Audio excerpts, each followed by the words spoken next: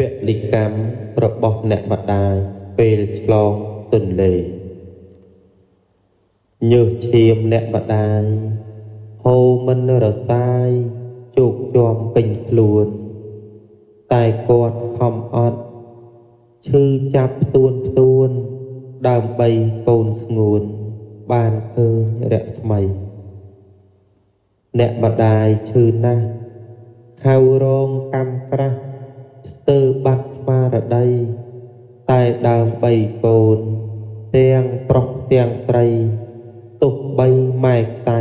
ក៏សុខចិត្តដែរម៉ែស្ទើរមរណាព្រោះលោហិតាហូរចេញឥតលហែស្រោចស្របខ្លួនប្រាណរាងកាយនៃម៉ែពេលកូនទើបតែប្រសូតភ្លាម